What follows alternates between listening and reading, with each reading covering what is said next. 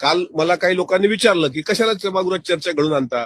म्हटलं तुम्ही मेला असता आणि असं जर मी विचारलं असतं तुमच्या पत्नीला की जाऊ द्या तुमचा नवरा मेलाय आता कशाला चर्चा हे करताय, काय त्याच्यामध्ये काय झालं नाही, तर त्याला सांगायचं आहे का तुझा नेता जर गेला असता रे एखादा, तुला तर वाईट वाटलं असतं ना. महाराष्ट्राला प्रश्न असे आहेत, दादा देवगिरीवरून किती वाजता निघाले, दादा कलिना गेटनं, मी रोजच विचारतोय, आजही विचारतोय, विमानात बसल्याचा सीसीटीव्ही फुटेज कुठे आहे, साहिल मदन सध्या कुठे आहे. जे उपस्थित सभागृहाची संख्या ते 3 आणि 4 लोक बोलतील, ते ज्यांना अजितदादांबद्दल प्रेम आहे ते बोलतील, ज्यांना अजितदादांबद्दल प्रेमच नव्हतं ते कशाला बोलणार आहेत.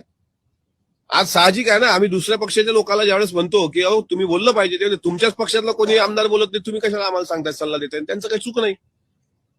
आता मंत्री आहेत, जे आता राज्यमंत्री आहेत, जे आता मोठ्या पदावर लोक आहेत, त्यांच्याकडे देव करो त्यांचं आयुष्य 100 वर्ष त्यांना लागो, पण दुर्दैवानं काही चुकीचं घडलं जीवनात आणि सभागृहात चर्चा झाली नाही तर त्यांना वाईट नाही वाटणार परिवाराला.